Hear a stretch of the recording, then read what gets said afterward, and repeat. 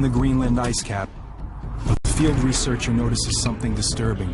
The changes that I saw unfolding were much too large. There was something else at work there. Florida, 2005. A beach mysteriously fills with dead creatures. It sounds impossible, yet the scriptures clearly prophesy that everything in the sea will die. Indonesia, 2004. A massive undersea earthquake triggers a catastrophic tsunami, and experts brace for even worse. A massive global earthquake unlike anything in human history. 2008. Researchers prepare for a deadly worldwide pandemic. I'm extremely concerned about these things. I'm on the front line. I have a family. Are these the signs foretold in the Bible? Bible prophecy is really advanced intelligence in the mind of an all-knowing, all-seeing God. Are we approaching our own end? There will be chaos. Definitely be chaos. Is it possible that we are now experiencing the 7 signs of the apocalypse?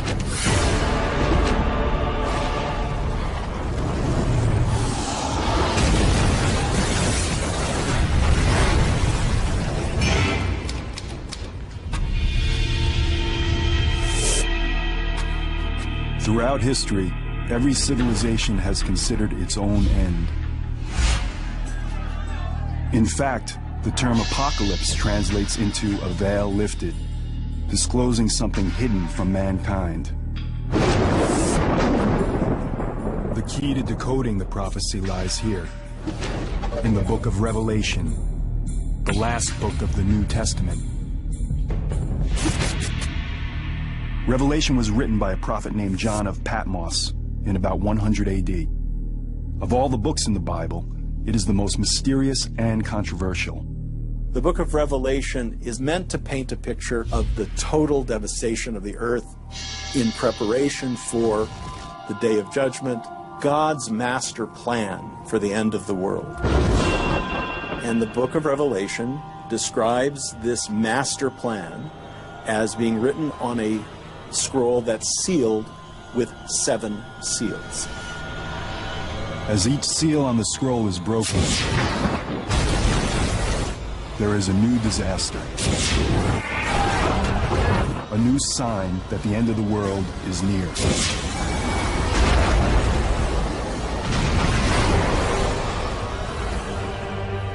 For 2,000 years, these prophecies have evoked fear. Since Christ's death and resurrection, there have been all these false messiahs who've said that the end has come. However, every person knows, whether they're an atheist or a Scientologist or a Hindu or a Christian or a Catholic or a Jew, every person knows that we are on the verge of apocalypse. Could the biblical prophecy of the 7 signs, written nearly 2,000 years ago, now be coming true? Astonishingly, modern science seems to confirm these unfolding signs. Scientists agree that the world will end. And scientists agree that many of the features of the end of the world may resemble phenomenon, catastrophes that are described in Revelation. What they disagree about is whether this is the will of God, as prophesied in Revelation, or whether it's just an accident of the natural world. To those who believe in the book of Revelation, the warning signs that mark the beginning of the prophecy are clear. The 4 horsemen of the apocalypse. Biblical scholars have decoded their symbolism. A rider on a white horse, on a red horse, on a black horse, and on an ashen horse, all bringing horrible things. If the prophecy has begun, then the terrors these 4 horsemen bring have already arrived. The 4th horseman, the pale horse, symbolizes plague. And when he had opened the 4th seal, I beheld a pale horse, and his name that sat on him was Death. The 4th horseman of the apocalypse is a scary prophecy. The pale horse represents global plague. He's the horseman of death. Huge percentages of the population will die. Even in our modern era, we've seen unimaginable human suffering. Every year, over 1 million people die from malaria alone. The threat of global pandemics strikes fear even among scientific specialists. I'm extremely concerned. Number one, I'm on the front line. I have a family.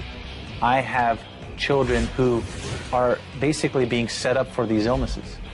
It's always too late after the fact, and we need to put more work and efforts into trying to find vaccines, trying to find preventative measures for these illnesses before they happen. As we'll see, plagues are only the beginning. The third horseman adds another dimension of human destruction, the Black Horse. And when he had opened the third seal, I heard the third beast say, "Come and see." And I beheld a black horse, and he that sat on him had a pair of balances in his hand. The black horse represents death and famine. Increasing use of crops to make biofuels in recent years has helped trigger shocking food shortages. Some fear it's just the beginning. There's not enough food for the world, and people begin dying in massive numbers. There will be tremendous food shortages. We see mass starvation. A top disaster response expert provides insight into this global human tragedy. There will be chaos. There will definitely be chaos. Rules will not exist, because what happens, unfortunately, is truly that survival mode kicks in. You've got yourself and you've got your family. And that person next to you, unfortunately, is just a person next to you. So if you need bread, you're going to get that bread.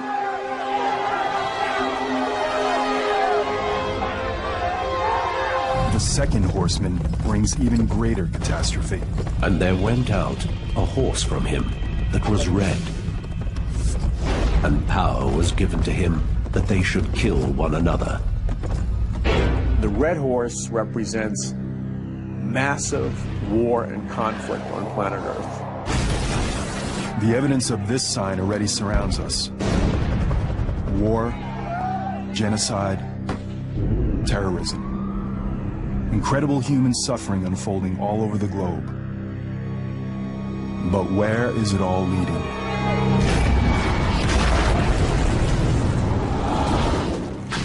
Both secular and religious experts agree that the possibility for human annihilation is real.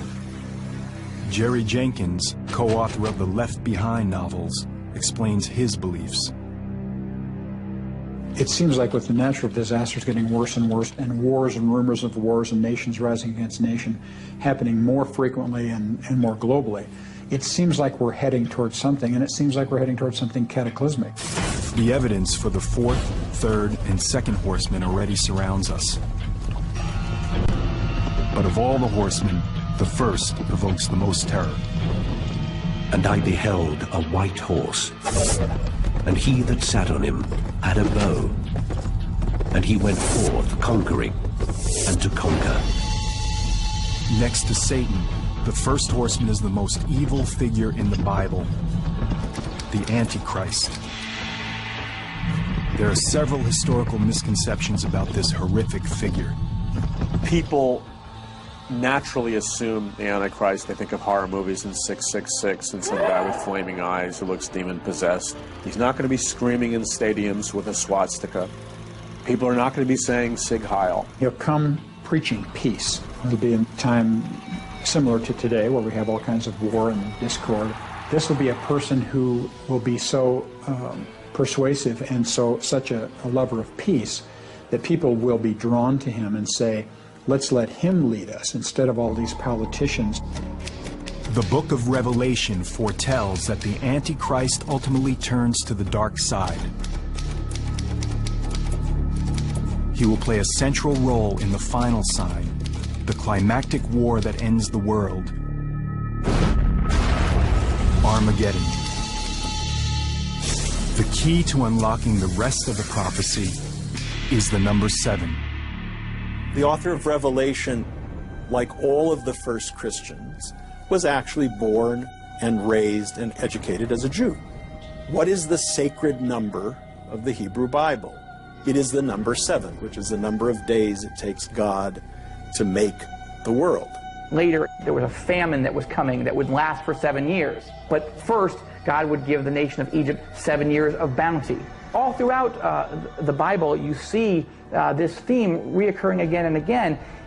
And where it comes to full completion is in the book of Revelation. You have a series of successive judgments growing in intensity. You have 7 seals, and then you have 7 trumpets, and you have 7 bowls. And they flow in a continuing order, but there's a crescendo. It's a crescendo that has only begun. The next sign is a global annihilation sent from heaven itself.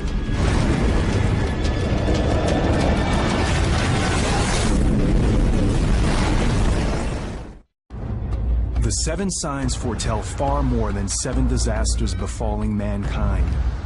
The intricate prophecy describes 7 disasters within 7 signs, within 7 more signs. This particular global nightmare would truly come from the heavens.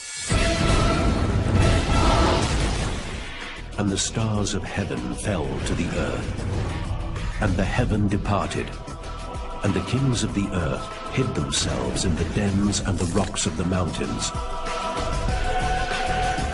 Objects falling from heaven are mentioned more than once in Revelation.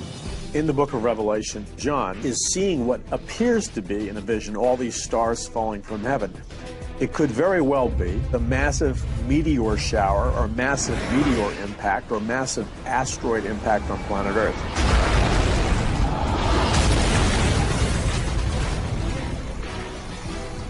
John's vision is rooted in the real history of comets and meteors striking our planet.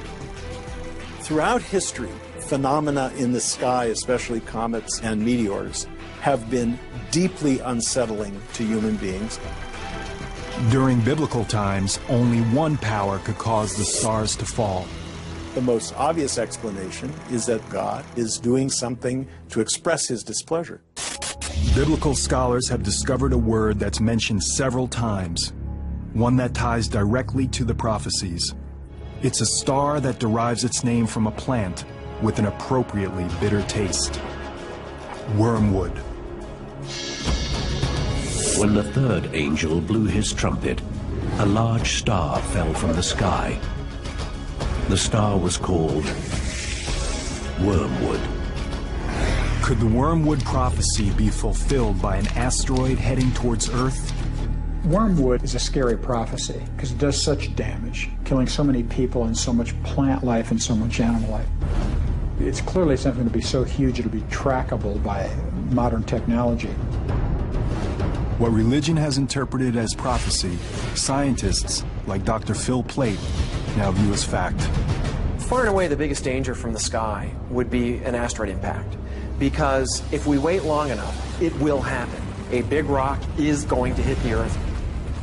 100% guaranteed, rock solid, bet on it. There are meteors out there. They do hit the Earth periodically. Meteors large enough to cause serious damage hit every century or so. Can an asteroid hit the Earth and destroy everything? The signs already surround us. A chunk of iron, probably about 50 yards across, slammed into the desert out there about 50,000 years ago. The amount of energy that was released, probably something like 20 megatons, which is 20 million tons of TNT exploding all at the same time. One event defines the extreme.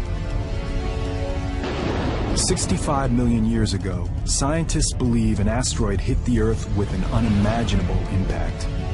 Our planet got incinerated, cremated. A rock about 6 miles across, now mind you, that's bigger than Mount Everest, hit the Yucatan Peninsula in the Gulf of Mexico. The energy from this impact was beyond belief. That much mass with that much velocity is about 100 million megatons of energy. And a megaton is an average size hydrogen bomb. So 100 million hydrogen bombs of energy. The 6-mile wide asteroid caused damage on a biblical scale. All of that energy of motion was converted into heat. It vaporized a huge amount of seawater. It created a tremendous plume of vaporized water and molten rock as it hit the Earth's crust. There were tidal waves, tsunamis, that may have been hundreds of meters high. The Earth shook, equivalent to what they call a magnitude 12 earthquake. It splashed debris around the entire planet, which came back down into the atmosphere and heated up like shooting stars with about 20 million megatons of energy. Within a few hours of impact, fires were raging across every continent. It was literally hell on Earth. Can an asteroid trigger an apocalypse? It may already have, just not for mankind. The evidence is clear. An asteroid collision could happen, so it's not a question of if, but when.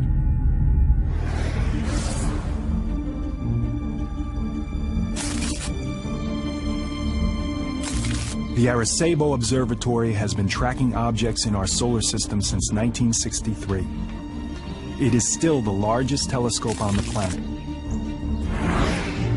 Unlike optical telescopes, radio telescopes like Arecibo make their observations electronically, similar to how radar works.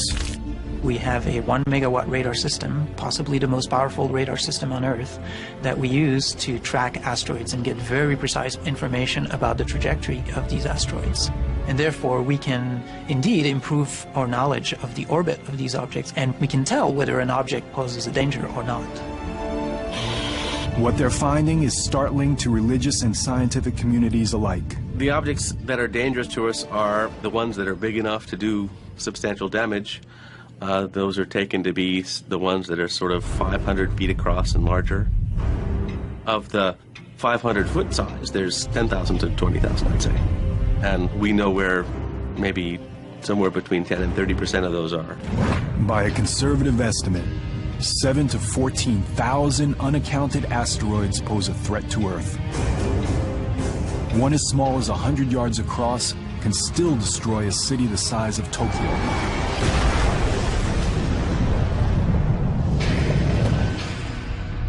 If one of these asteroids fulfills the Wormwood prophecy, if it is one of the 7 signs, it would be an apocalypse unlike anything else in human history. So if you have an asteroid that's a couple of 100 yards across, it's the size of an entire football stadium, and it comes in, it'll pass through the Earth's atmosphere and it gets very hot. So if you were standing, say, in New York City and it were going to impact there, you would look up and you would see this huge ball of light going across the sky. You would feel the heat from it. It would be like standing underneath an extra sun. As the Wormwood asteroid gets closer, the heat will intensify. It would get hotter and hotter and hotter, and it would be like sticking your head in the oven and turning it on broil. You would actually catch on fire. The buildings would be set on fire. Within seconds, every building in Manhattan will be set ablaze. But the fire won't last long. That fire would be put out almost instantly when the rock actually hit the ground.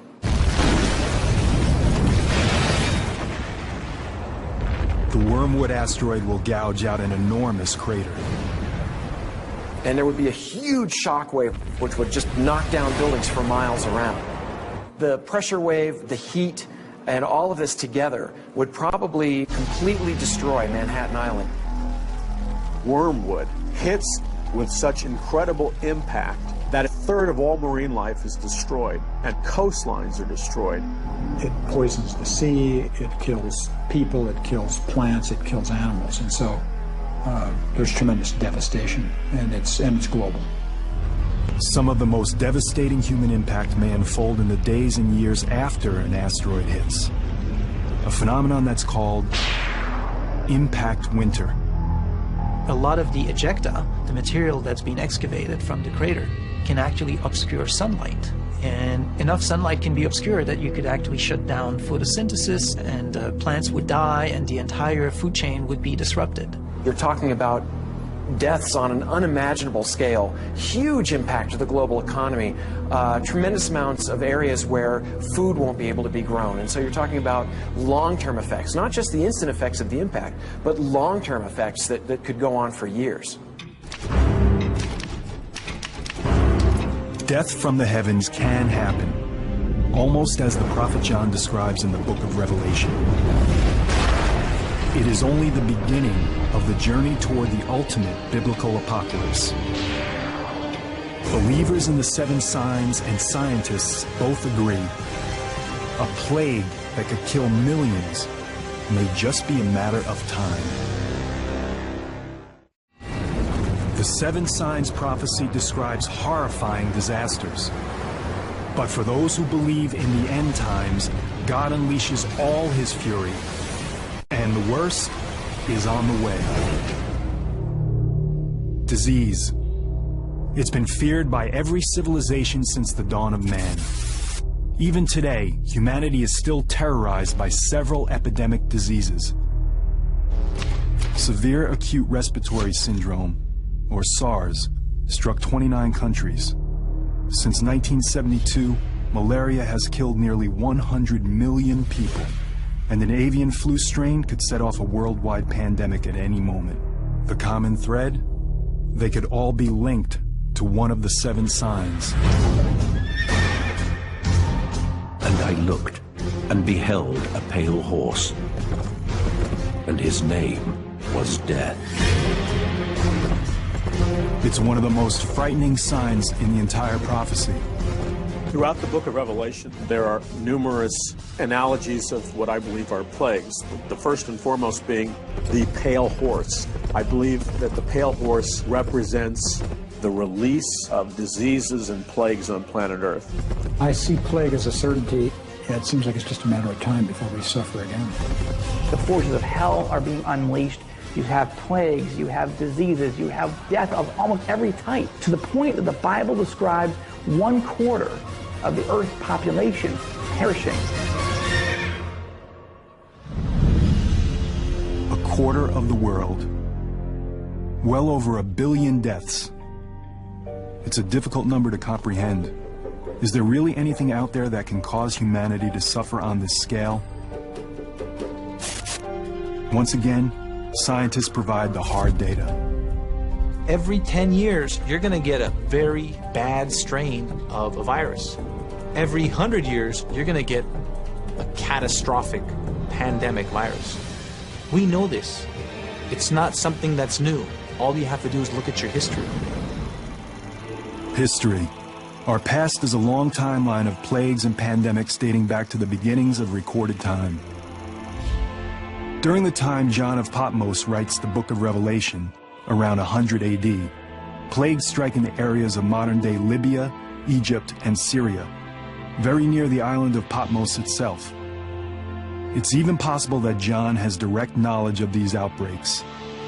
But the deadliest plague of them all hits during the Middle Ages, the Black Death. The bubonic plague slashes through Europe in the 1340s, killing between 25 and 50 million people. The disease causes large, painful black swellings called buboes, which give the plague its name. By the year 1400, the death toll reaches 100 million worldwide and reduces the Earth's population from roughly 450 million to as little as 350 million. As might happen today, some victims looked for answers in the Bible and believed the plague to be the punishment of a wrathful God. The Black Death was invested with spiritual meanings at the time that Europeans were afflicted by this plague. It was the classic form of punishment that God brings down on earth, not only in Revelation, but even in the account of the 10 plagues in Egypt during the Exodus. So the use of plague as evidence of God's displeasure is an old tradition and can be found very prominently in the book of Revelation. As survivors gain immunity, the Black Death recedes. But fear of the killer bug continues for centuries. The worst pandemic in modern times begins in 1918, just as the most destructive war in human history is ending. Doctors call it the Spanish flu. It's a deadly influenza that sweeps the world and kills an estimated 20 to 100 million people, making the Spanish flu more than twice as deadly as World War I. It's not really known where it actually started, but what we now think happened is that an avian bird flu virus mutated where it could be transmitted from person to person and just spread throughout the world very rapidly. An avian virus. If it sounds familiar, it should. Today, scientists are worried about another avian flu strand, a virus called H5. And this time, the danger is even greater. If that virus mutates and now can actually infect humans and be transmitted from human to human, that's a grand disaster. We're talking 50, 100, 150 million people can die from this. Just like during the 1918 pandemic, a mutated H5 flu will be easily communicable between humans. But today, we live in a much smaller world. Infection could be out of control before we even realize it's upon us. We have created the highway for these bugs to go all over the world on a day-to-day basis. A person gets on a plane who is incubating a pandemic influenza, has a 2-day incubation period. They arrive somewhere else in the world that doesn't suspect that a pandemic has started, and transmission could be going on for a while before it's detected. And this could be happening in multiple areas of the world.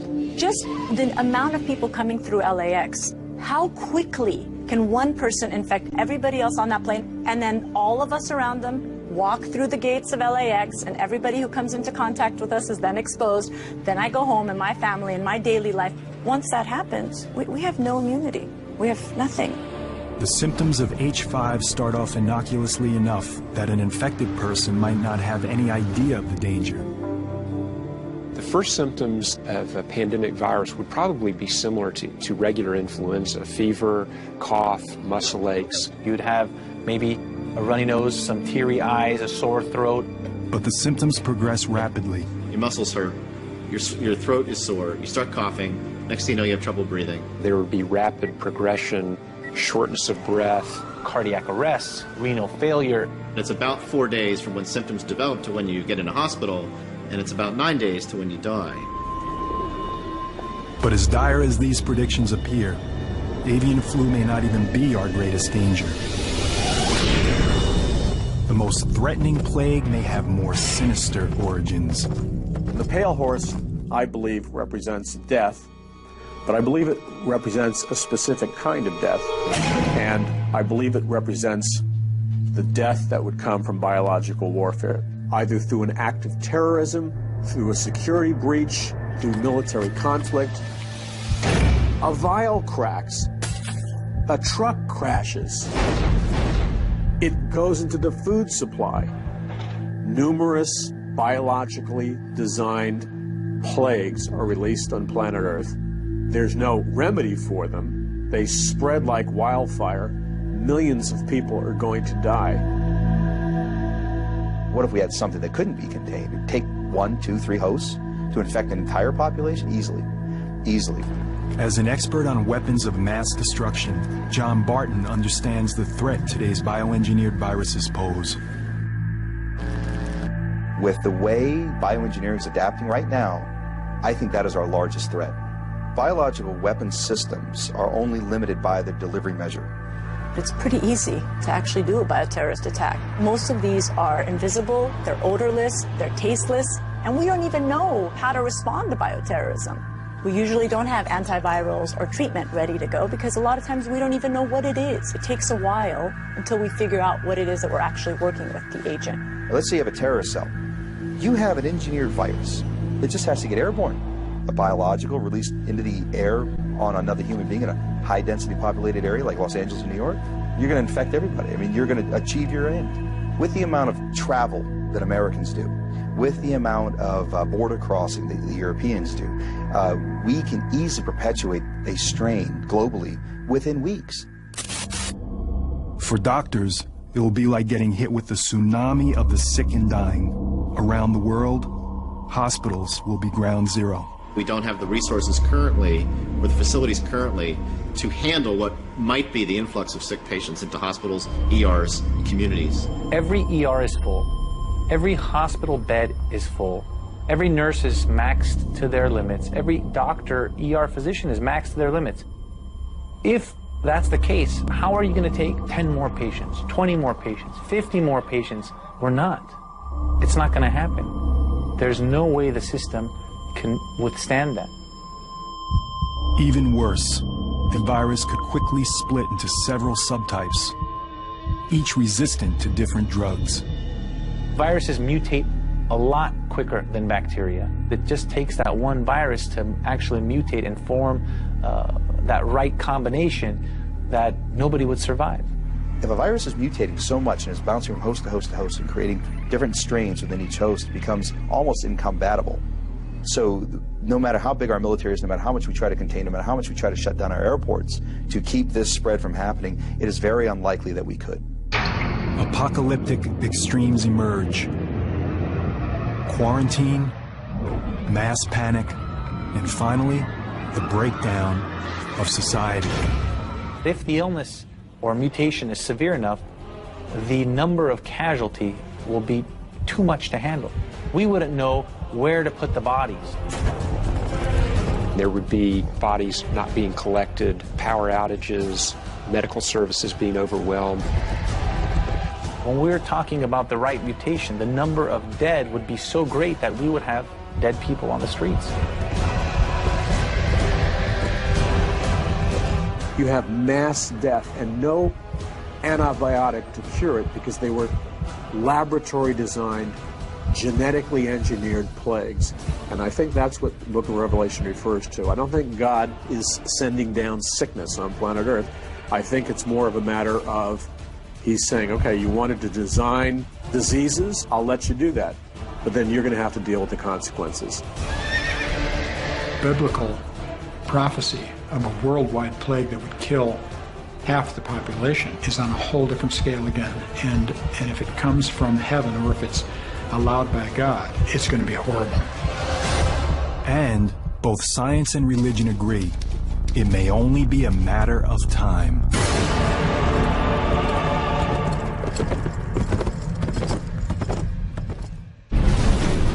The next sign involves a different type of disaster, one that strikes the very ground we walk on. A massive global earthquake, unlike anything seen in human history. Many are skeptical of the Bible's 7 signs. They simply cannot believe a loving God unleashing such a holocaust on humanity. But as the investigation of the 7 signs prophecy continues, a pattern begins to emerge. It's a dark place on the fringes of human knowledge, a place where the differences between modern science and ancient prophecy begin to blur. The next sign brings that dark place into sharper focus, revealing a new level of horror and destruction. Within the last decade alone, the world has been struck by a series of catastrophic earthquakes. The 2004 Sumatra earthquake, the tsunami from that event killed at least 270,000 people. We just had an earthquake in China. The estimates are 80,000 people killed. In 2005, there was an earthquake in Pakistan. Again, probably killed 80,000 people. Hundreds of thousands of victims suffer. Women, children, the young and old. Are these terrible disasters linked to ancient biblical prophecy? For believers in the 7 signs, the evidence is clear. And I beheld, when he had opened the 6th seal, there was a great earthquake.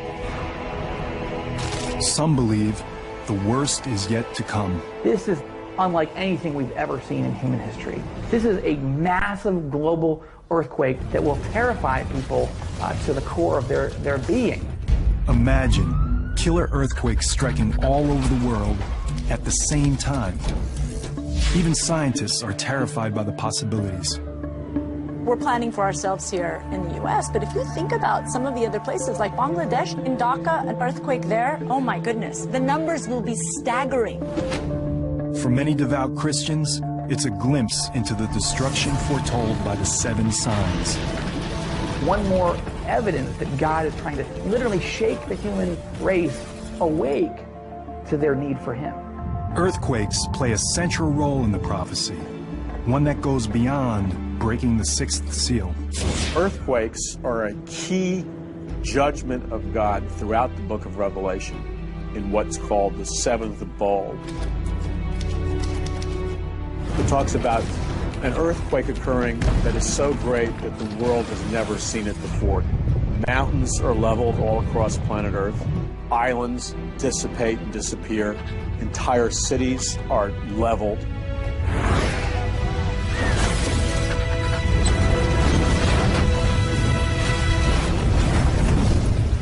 For believers, a quake this gigantic and destructive would have to be an act of God. The judgments in the book of Revelation, that many of them will be intensification of natural phenomena that we see today.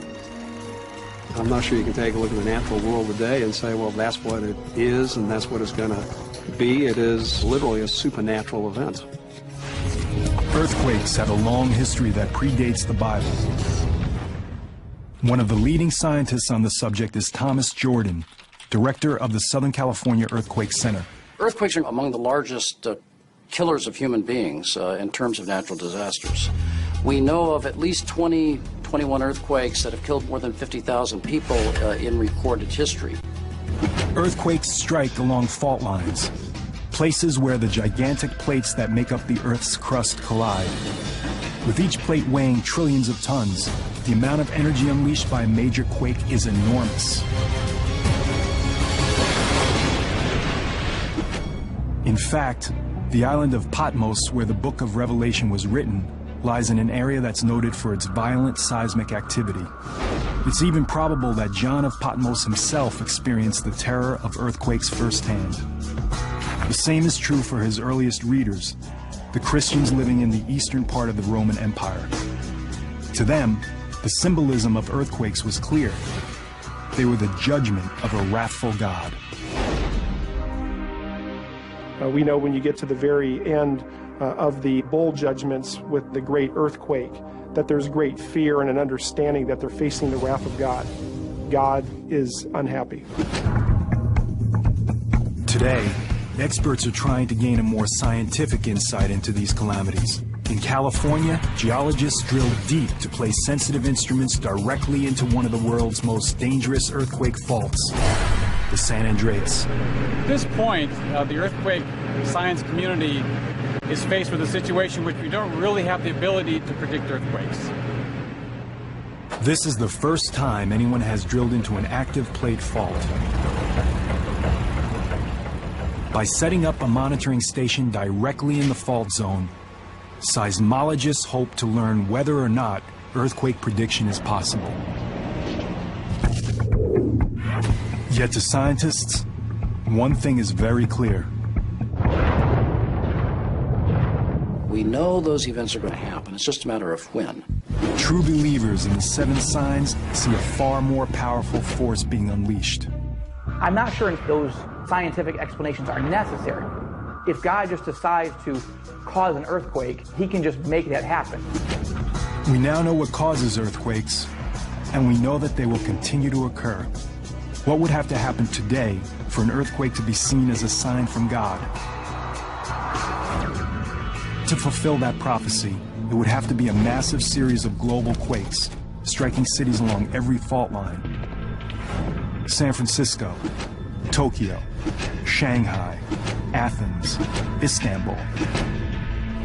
The list would include cities in the U.S., especially those near the San Andreas Fault. It runs from the southern end of the state all the way through the urbanized regions of Los Angeles and up through San Francisco into Northern California. Alina Dorian has spent much of her career planning for that dark day.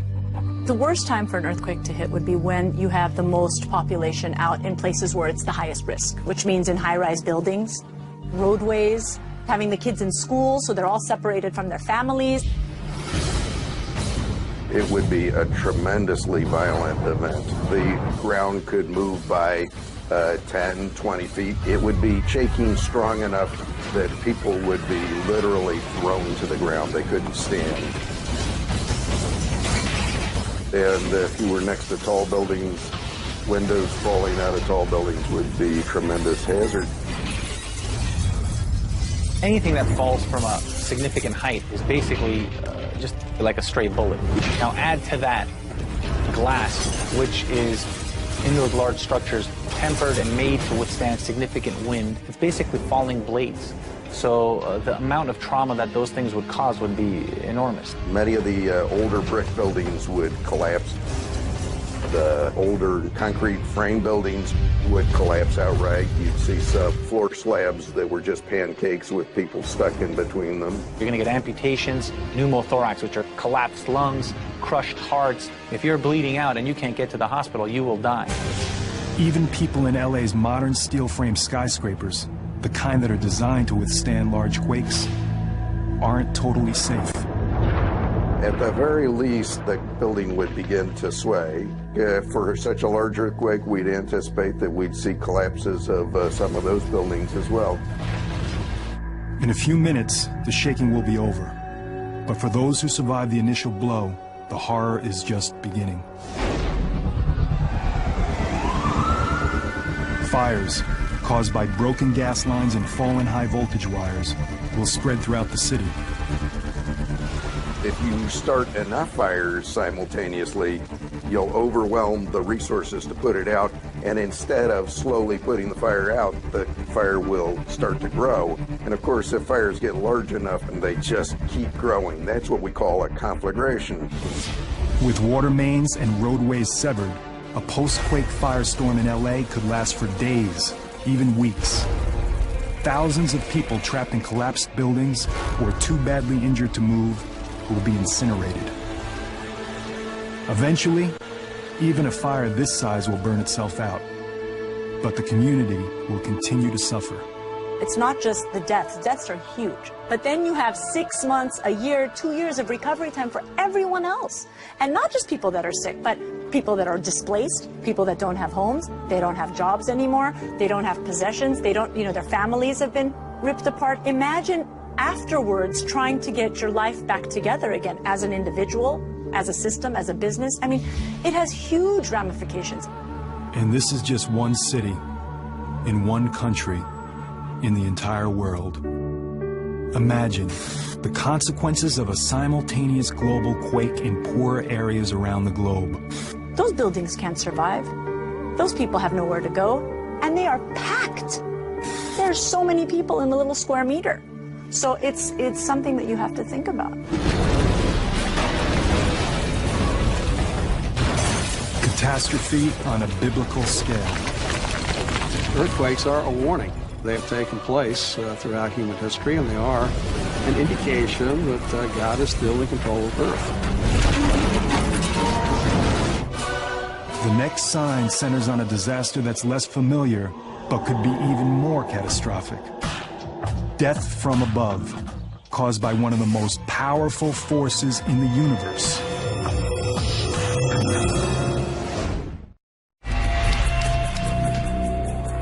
The investigation into the truth behind the 7 signs prophecy has already uncovered a massive amount of evidence.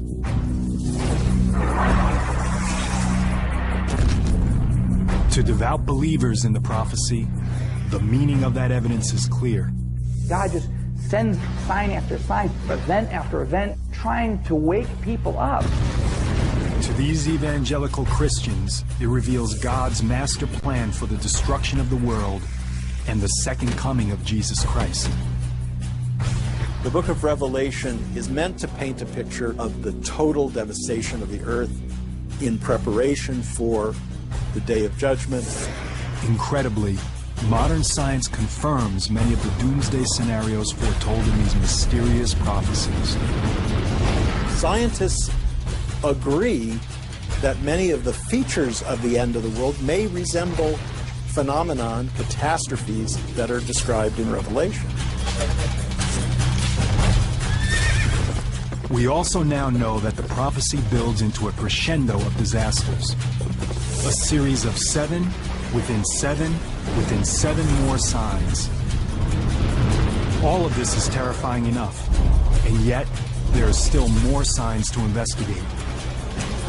Indeed, the next sign threatens something so important that without it, life on Earth would cease to exist.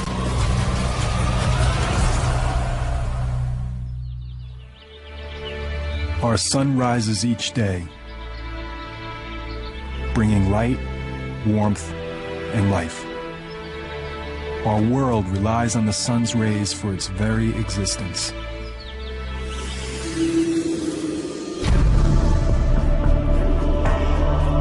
But as the seven signs continue to unfold, what happens when the sun and stars instead bring death, devastation, and darkness? Biblical prophecy predicts that when the fourth trumpet sounds, hell will break loose in the heavens.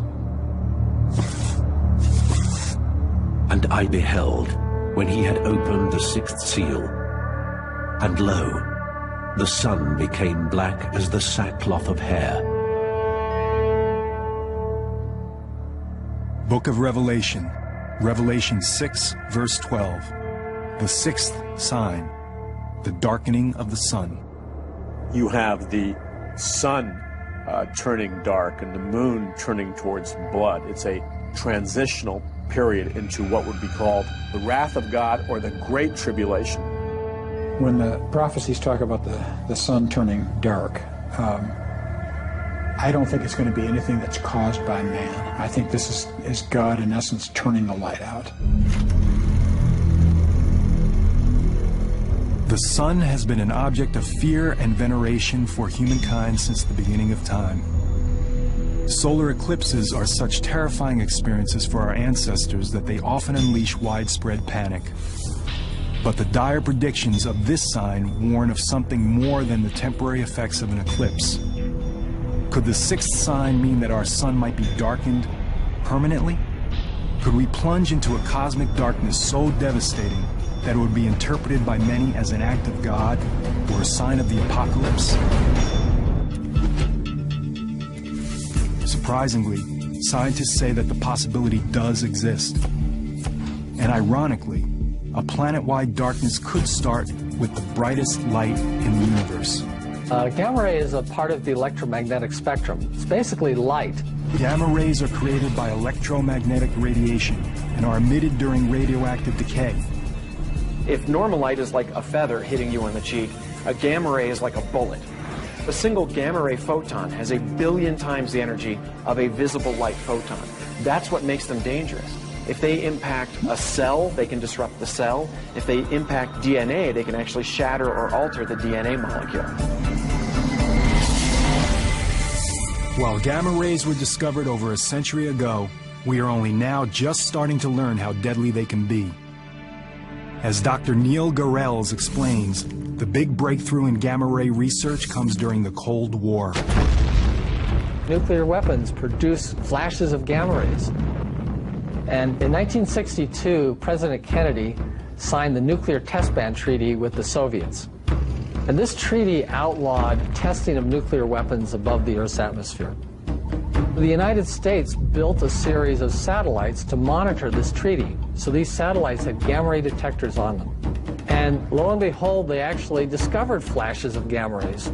But the gamma rays are not coming from Russia. Multiple satellites would see the flash at the same time, and it wasn't coming from the Earth. It was coming from deep space. When scientists finally locate the source of these rays, they discover one of the largest explosions in the universe, the gamma ray burst. Gamma ray bursts are second really only to the Big Bang as far as energy output. As far as we know, there are no bigger explosions in the universe. It's caused by a supernova, a very massive star that explodes. The inner part of the star collapses down and it forms a black hole right at the center. And what happens is it focuses twin beams of energy that shoot out in opposite directions from the black hole itself. They're like cosmic blowtorches, death rays. These things scream out at the speed of light, and the energy that is packed into these beams is staggering. It's unimaginable. In roughly 10 seconds, these two tightly focused beams transmit more energy than our sun will emit over its entire 15 billion year lifespan. There are almost 1 million of these going off every day. This is happening all the time. You can talk about asteroid impacts, you can talk about solar flares, you can talk about black holes passing through the solar system. But I think pound for pound, you don't get anything more terrifying than a gamma ray burst. Anything within 1,000 light years that lies in the path of gamma ray beams is simply vaporized. Fortunately, there are no stars close enough to vaporize our planet. But the radiation from a gamma ray burst even several thousand light years away can still devastate the Earth. In fact, there's evidence that our planet may have already been hit. Several 100 million years ago, back when the trilobites were the kings of the Earth, these little crab-like guys that were swimming around in the ocean, it's possible that a gamma ray burst actually went off close enough to the Earth to wipe out these trilobites and a lot of life on the Earth. This was one of the biggest mass extinctions. It was even bigger than the one that wiped out the dinosaurs. A nearby gamma ray burst will clearly pose a danger to life on our planet. But according to prophecy, the sun and moon will be darkened. How can this blinding flash of light send our world into darkness? The answer lies 8,000 light years away. The star is called WR104. It's a funny name, but that's what we call it. And it's close enough to hurt us, and it may be aimed at us. It's reaching the end of its lifetime, and it could, any year, blow up. So what will happen if this distant star explodes? You would have literally no warning, because gamma rays themselves are light. And so they're traveling at the speed of light, and since nothing can travel faster, as soon as they hit the Earth, that's it. That's our warning. So basically, we would see it, and that would be it. Even though it's 8,000 light years away, WR104 could trigger a devastating change in our skies. Strangely enough, it's this massive blast of light that could plunge us into the darkness foretold by the 7 signs. A gamma ray burst alters the Earth's atmospheric chemistry. It can create a layer of what is essentially smog, a thick reddish-brown, dark layer of smog that would block sunlight, and that would actually lower the Earth's temperature. It could cause an ice age. Photosynthesis will be interrupted. Plants across the globe will die. It's also possible the sudden change will wipe out the critical bottom layer of the food chain. Changing the microscopic life in the ocean changes the very base of the food chain. If you were to kill all of the plankton in the ocean in a very short period of time, life would stop immediately. The whole system collapses. It's a big chain. Everything is linked to each other. The whole thing's going to fall apart. Trapped beneath darkened skies on a frozen, dying planet, the effects of a gamma ray burst will be a nightmare for mankind. One foretold by the Bible centuries ago, a prophecy that for some will signal the end times. At the end of time, things will be out of order. Things will be turned on their heads. The sun, which is a source of light, turns to black, and the meaning assigned to this upheaval is the imminent working of God's will to bring the world to a final end. I don't think God needs to use anything specifically scientific to make it happen. But he could. I mean, if it's a gamma ray that causes this, he'll use whatever he has at his disposal to make it work. In the vastness of space, there's no way to know if this sign will happen.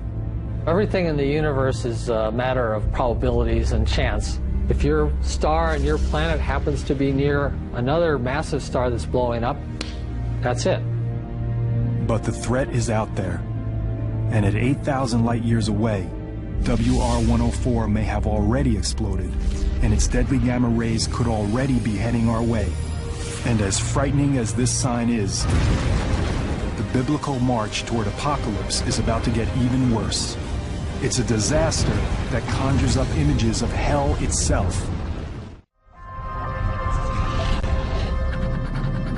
Scientists at Yellowstone take measurements. Something strange is happening. Could it be the site of a future biblical disaster? Could it be part of the 7 signs? And the second angel sounded, and as it were, a great mountain was cast into the sea. In the second trumpet judgment, it talks about a great mountain falling into the ocean. That could be an asteroid, but it uses the term mountain, and then it uses the term fire. A mountain bursting out of the ocean, erupting with fire. It's one of the most dangerous and destructive forces on Earth. Could one of the 7 signs be a volcano? A look back at ancient history provides a clue.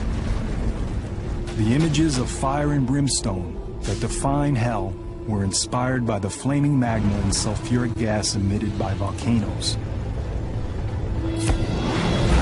Like many violent natural events, volcanic eruptions are seen by our Christian ancestors as the result of God's wrath.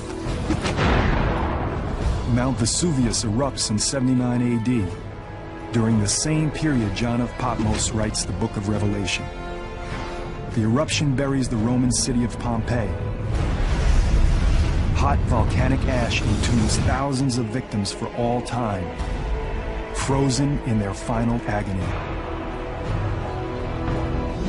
Many early Christians view this as God's punishment of the pagan Roman Empire, exacted for persecuting their Christian brethren.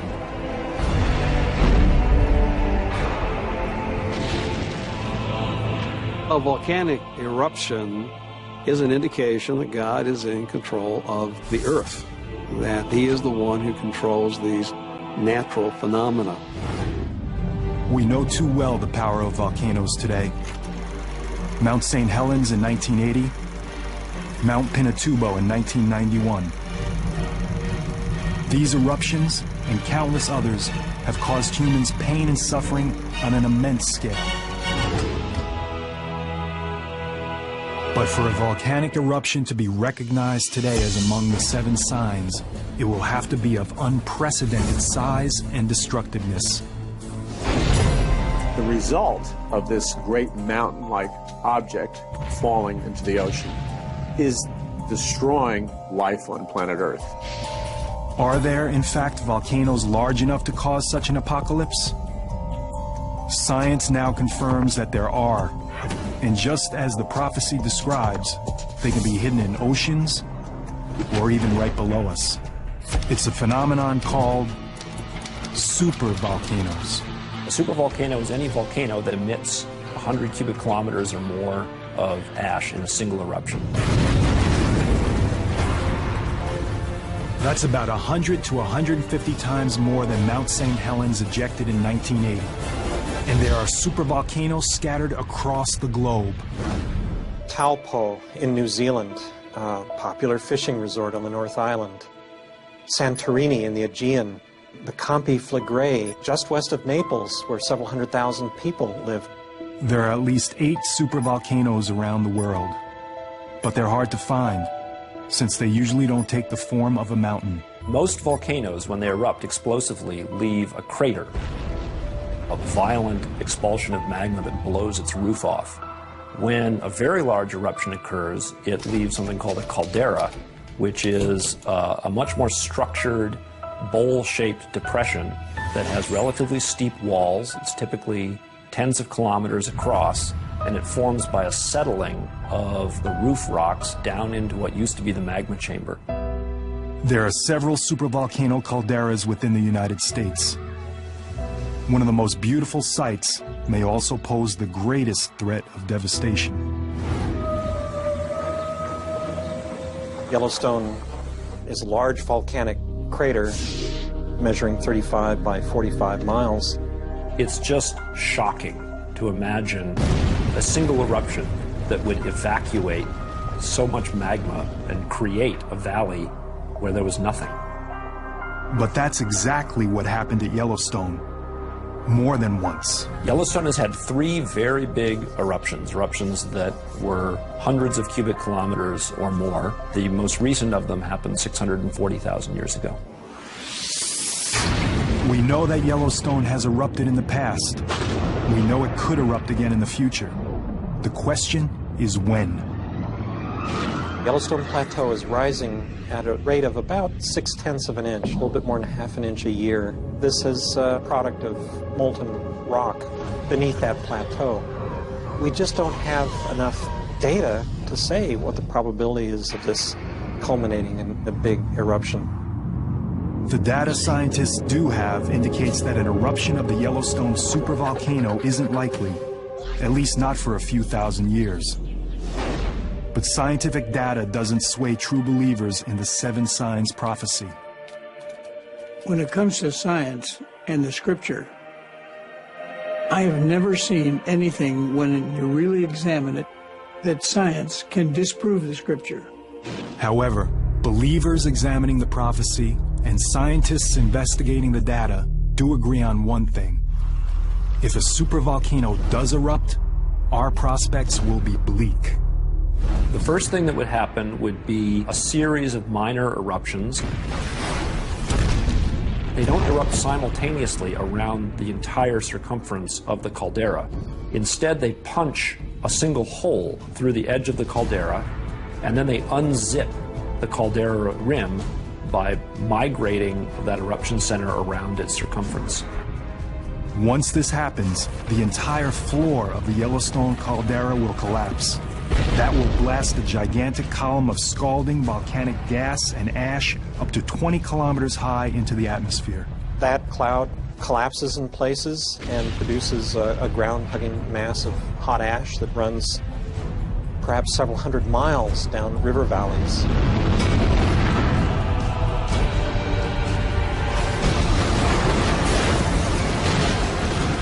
Anyone and anything within that range would almost certainly be buried and killed. As we've learned from many previous eruptions, the victims suffer a terrible death. What kills people is the ingestion of hot gases that cook you from the inside. The ash that remains airborne is carried westward by the prevailing winds. 11 western states, including a substantial part of California, become blanketed in ash. You're looking at a destruction of the grain belt in the Midwest, upon which a substantial part of the world's population living at margin depends. And with that, then a realignment of the geopolitical balance of power. Long-term damage could be even worse. Small volcanic particles and gases continue to circulate in the stratosphere, causing sunlight to reflect away from Earth. Volcanic winter sets in, very much like the impact winter caused by a large asteroid impact. Global temperatures drop as far as 5 degrees centigrade. That may not sound like much, but that's the only temperature difference that separates us from the last ice age. Once these horrific events begin to unfold, certainly students of the Bible will recognize them immediately as events that were foretold thousands of years ago that are now coming to pass. In contrast to the unshakable beliefs of devout Christians, scientists are not as sure of the future. Supervolcanic eruptions could take place at several dozen localities around the world. The best that we can do is, if we notice evidence that a major eruption is impending, to clear out the surrounding area and prepare for the possible consequences. Not very reassuring. One more mystery explored, but still more questions to answer. The next sign is even more mysterious than volcanoes, but every bit as powerful. It's a phenomenon that turns the very waters we depend on as red as human blood. Most scientists believe life began in the ocean. But could life also end because of the sea? To believers in the 7 signs, the answer is yes. 2005, the coast of Florida is struck by a huge die-off of sea life. Crews armed with pitchforks and gas masks clean up tens of thousands of dead sea creatures washed ashore from the Gulf of Mexico.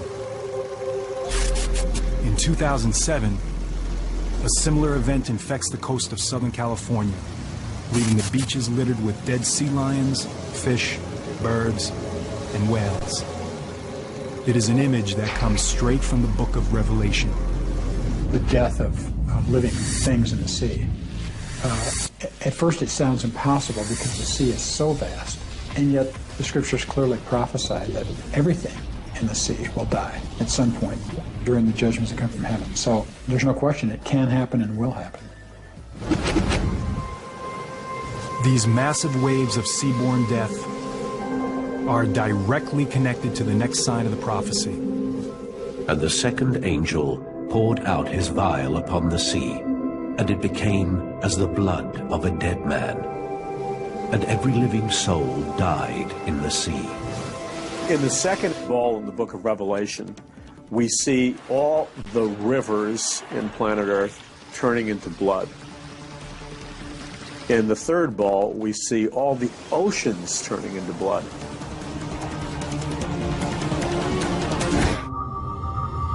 A wrathful God transforming the waters into blood is a recurring event in the Bible. But what does it mean? God turns the water to blood, and it causes the fish to die, and it means you can't drink it and sustain life with water. So the idea that blood, which is supposed to be confined in the veins of living creatures, is now in oceans and rivers, is a symbol of the dislocation, the upheaval, the catastrophe that God is willing to bring on the world when he is displeased. And it happened in Egypt, according to the Hebrew Bible. It will happen at the end of days, according to the book of Revelation. Throughout biblical times, blood has a very powerful symbolic meaning. Blood has always been, from the beginning of the Judeo-Christian tradition, has been a symbol of great sanctity. It becomes just as important in the book of Revelation. Even the ancients, who had no knowledge of human anatomy, understood that what flows through our bodies and keeps us alive is blood. So that symbol of blood is a symbol of life, and in a more exalted sense, eternal life. Blood can also be a powerful symbol of death. For centuries, water turning into blood is seen symbolically, but now science offers a different perspective. Can there be scientific truth to water turning blood red? For reasons that remain mysterious for centuries, the oceans and places along the world's coastlines sometimes turn a blood-like shade of red. When this happens, beaches become littered with dead sea life. Everything from minnows to whales perish and are washed ashore. Today, we call these phenomena red tides. Red tides are explained by a leading marine ecologist at the University of Southern California, Dave Hutchins. Red tide is a common name for a group of single-celled algae that live in coastal water and produce toxins. They produce large blooms that can be really damaging. Some of the organisms that make these blooms actually have a reddish coloration, and when there's enough of them, they can make the water turn literally red, like blood. In fact, the book of Revelation is written on a small island in the Aegean Sea.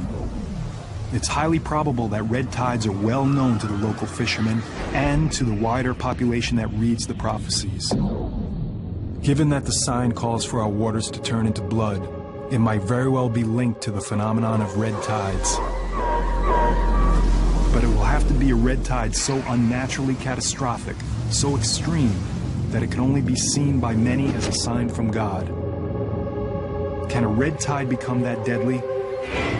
Again, science offers us a surprising answer. The red tide algae produce very potent toxins that can kill humans and other vertebrates. And they can literally do the same types of damage that a nerve gas would do. The big culprits are shellfish, filter-feeding shellfish, clams of any variety, and mussels. These are organisms that basically sit there and they pump water through a very, very fine mesh, and they collect algae in their stomachs.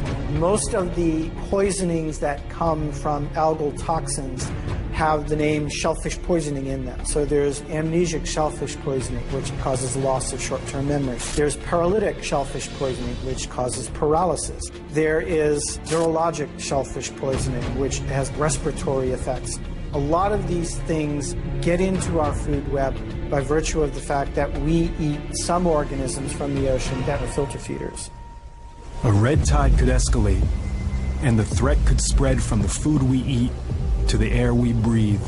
Some types of red tide release the toxins to the water, and they can actually get aerosolized out of the water and into the air where people can breathe them. That would be like our oceans emitting clouds of lethal nerve gas. The impact on people living near the sea would be devastating.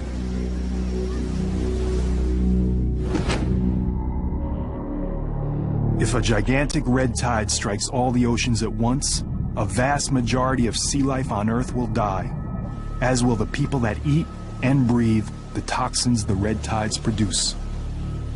The millions of other people around the world who depend on the seas for food will starve. The human suffering and death will be mind-boggling. There's no doubt that many would see this as a fulfillment of the 7 signs. Both pollution and global warming are, in fact, upsetting the ecological balance that normally checks red algae growth, fueling a rise in the number and severity of red tides worldwide. If this deadly toxin continues to thrive, it could overwhelm the planet. If toxic algae win and continue to win and always win, we have a very dire situation. Those attuned to the prophecy of the 7 signs agree, but for different reasons. I think what God is specifically saying, he's saying to the rebellious planet Earth, to the Antichrist and his forces, you've martyred my people, you've spilled their blood, you've killed millions of people that believe in God by taking their blood. Now, as a judgment and a final warning to you, I'm going to turn all the rivers on planet Earth and all the oceans into blood. So this sign really could be a terrifying portent of worldwide killer red tides. It also has a link to our next sign, where again, destruction comes from something that's a direct source of life on Earth.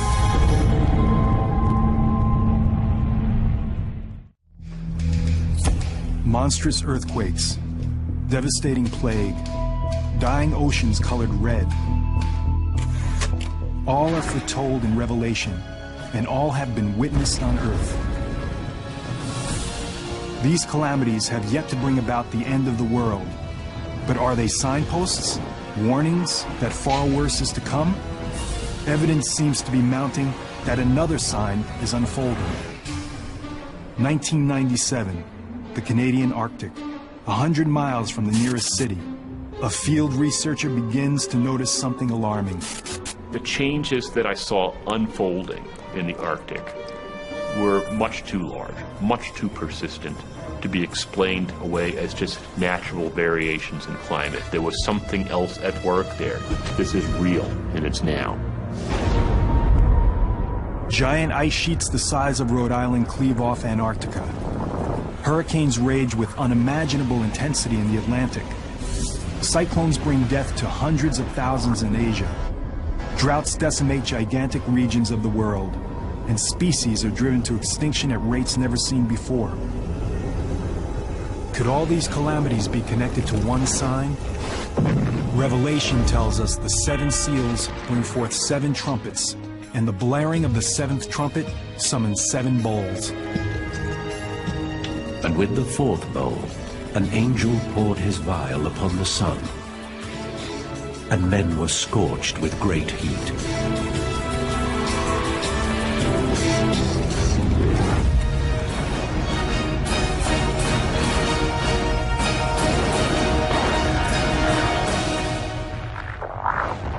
Heat, the sun scorching mankind. One of the most alarming signs of the prophecy, and for the scientific community, climate change is unfolding with undeniable evidence. The Earth is getting hotter. It's warming up. There are just certain physical principles that are inviolate. The physics behind global climate change are very solid. We increase the concentrations of atmospheric greenhouse gases, the planet warms. You cannot escape the physics. For Mark Sarazi, a research scientist at the National Snow and Ice Data Center, the cause for climate change is obvious and man-made. It became very clear that we were starting to see the effects of global warming associated with rising greenhouse gases. Everything that we're doing in our activities, whether it's building new cities, putting up agricultural lands, whether it's driving vehicles and putting gases into the atmosphere that we know help warm the planet further, we are causing this planet to warm. It's happening much faster than our models were telling us is going to happen. And that's scary. But for some religious experts, the evidence of climate change is linked to a larger prophecy, another sign of the impending apocalypse. Men will die from heat, sun radiation and poisoning, crops, water will dry up. There will be such an intensification of the sun's rays that 50% of the Earth's population will die. We're seeing natural disasters unprecedented. When you see on the evening news somebody sitting in the upstairs of their home because the downstairs is flooded out, I mean, it's frightening. Whether or not they agree on the cause, most scientists and religious experts do agree on one thing. Our planet is heating up, and the effects are catastrophic. It's not a matter of if, it's just a matter of when. And then it's a matter of how severe is it going to be and what are the impacts going to be. Increasing the Earth's temperature, even by a few degrees, can cause devastating consequences worldwide. The change is going on very, very quickly. We're going to see a rise in sea level. We are going to see, very likely, more intense hurricanes. We're going to see increasing drought. You're going to see strife. You're going to see conflict. Increased terrorism as a result of global warming, it's in there in the possibilities. A rise in temperatures would set off a chain reaction. What we're going to be seeing is that rate of sea level rise is going to accelerate. Why is it going to accelerate? Largely because we're going to see increasing meltdown of the Earth's glaciers and ice caps. What's going to raise the sea levels is primarily Greenland and Antarctica. Together, they're more than 90 meters of ice. A small rise in sea level, just 10 meters, would submerge much of Florida and the East Coast. It would displace 25% of the entire population of the United States. You might want to consider not living in a low-lying coastal area if you're intending to hold on to your land for a while, because that land might be gone. Some scientists postulate an even more extreme rise in sea levels, up to 90 meters. That would create a truly biblical catastrophe. London, Venice, Amsterdam, Berlin, even Paris would be underwater. Once you force the climate system with greenhouse gases, with what's been observed, over the past 100 or so years, you get this amplified warming. At the same time, the Earth will be ravaged by fearsome superstorms. Hurricanes feed on warm ocean water. The oceans are warming up. And so therefore it makes sense that we ought to see more intense hurricanes as we move into the future. We're going to see more intense or extreme weather events of other types, for example, thunderstorms. We put this all together and we're seeing a picture of change that humankind is going to have to deal with. People in developing countries would be affected first. Hundreds of thousands could perish. But nations like the United States are far from immune. I think we have this arrogance that, in the Western world we're fine, we can deal with any sort of climate change. But, you can look at things like Katrina happening, and we weren't prepared for that. But the reality is I think we're all vulnerable on the planet.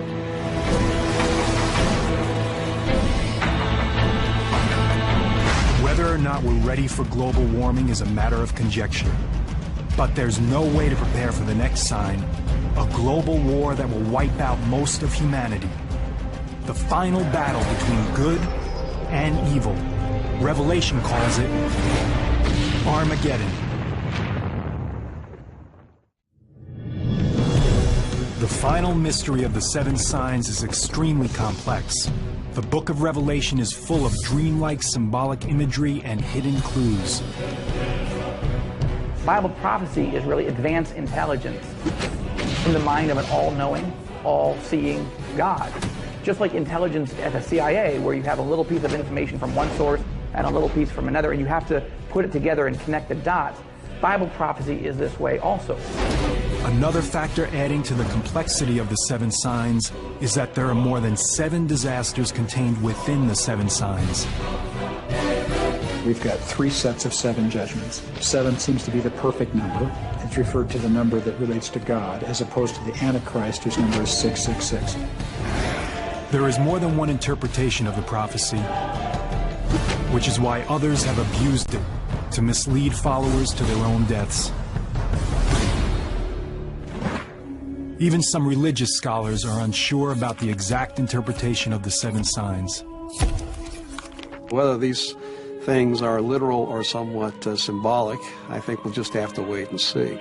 We've had plagues, we've had famines previously in human history, so whether these are the exact things that God is bringing about in this age to prepare for this generation, having these judgments, that is just something that we can't speculate on. But one thing that is clear is the climactic judgment in the book of Revelation. The final sign, Armageddon. And I saw the beast, and the kings of the earth, and their armies gathered together to make war against him, and against his army. According to Revelation, the first horseman of the apocalypse reappears, the Antichrist. He has come to confront Jesus himself. It is the final battle between God and Satan. Good versus evil. This war is just horrific in its magnitude. All the nations of the earth will converge at that moment. Armageddon refers to a specific location. In the nation of Israel, there is a mountain called Har Megiddo, which means the mountain of Megiddo. And there have been 21 battles for control of that spot. Nations and empires have fought time and time again. The prophecy of Armageddon has left its mark on history. Some of those battles are fought by crusaders from the 11th through the 13th century. Many of these Christian warriors believe they are, in fact, fulfilling the violent prophecy of the seven signs. The Crusades were literally seen as a working out of the prophecies of Revelation, because they were armies under the cross of Christ, moving into the Holy Land, the site of the Battle of Armageddon, and doing battle with infidel armies who they saw as diabolical. To this day, the Armageddon prophecy continues to exert a powerful hold on people's imaginations. Some of the more knowledgeable believers in the prophecy think we could be on the verge of Armageddon today. We live in a brutal, chaotic world, so much so that with weapons of mass destruction available and rogue individuals and nations and terrorists and so on, people are afraid that maybe this could be the end. To believers, the looming threat of nuclear war has always been tied to the concept of Armageddon. Looking at the nuclear arms buildup, the missing Russian suitcase nukes out of the former Soviet Union, the cataclysmic plagues of biological warfare being stored and manufactured in laboratories, I don't think there's ever been a time in the history of mankind where we have had the technology to literally decimate our world in a matter of weeks or months. As other weapons of mass destruction have emerged, even secular experts evoke images that echo the prophecy. There could be nuclear exchange. At which point, to protect our own interests, do we get involved with that or not? And if so, at what capacity? Do we launch strike packages to neutralize nuclear threat? Or do we just say, you know, let's just have at it? If the final prophecy culminates in nuclear Armageddon, the end will be similar to those caused by a large asteroid impact or a huge supervolcano eruption. The devastation of war will be followed by a nuclear winter, a shroud-like cloud of radioactive debris that will envelop the globe in darkness. We would now lower our global climate temperature by at least 10 degrees. As it got perpetually worse, we're screwed. And then the prevailing precipitation that would fall in the form of snow would be completely radioactive. In this frozen hell, we would meet our final apocalypse. But apocalypse doesn't mean our demise. It means something to be revealed. The journey through the 7 signs only appears to be an unending litany of death and destruction. Starting with the 4 horsemen of the apocalypse, progressing to a mounting crescendo of horrific disasters, culminating with a final battle that could destroy everything on the planet. But to believers in the prophecy, the 7 signs are not a countdown to the end of time. The signs signal a new beginning, a startling and symbolic wake-up call. The purpose is to grab a rebellious mankind's attention in an effort to bring mankind back to himself. And this is where the mystery of the 7 signs is finally revealed. For amidst the devastation of the last sign, there is an unexpected end to Armageddon. And I saw an angel come down from the heaven, and he laid hold on Satan, and bound him, and cast him into the bottomless pit. Armageddon ends. Satan is defeated. Good triumphs over evil. And a period of peace and happiness begins on earth that will last 1,000 years. The bottom line is this: God's not some angry tyrant slinging down lightning bolts. God is love, and apocalypse is the unveiling of everlasting love. That's what it's all about. It's not about torture, and it's not about disease. It's about the love of God and bringing in a brand new world. Yes, the prophecy is meant to terrify a rebellious mankind. But it ends on a note of hope. That deep human need for hope is one of the main reasons why the 7 signs are still relevant today. The book of Revelation has never been read with more earnest true belief than it is today. There's a certain irony there because we live in an age of science, of very advanced knowledge about the here and now, and yet even with all that advanced knowledge, there are people who say all that really matters is your religious beliefs, and those will be the final test of whether you live forever in paradise or burn forever in the lake of fire. Are the 7 signs unfolding now? Despite all the evidence, it's still impossible to tell for sure. But there's one thing that can be said. The prophecy is every bit as powerful now as it was the very day it was written.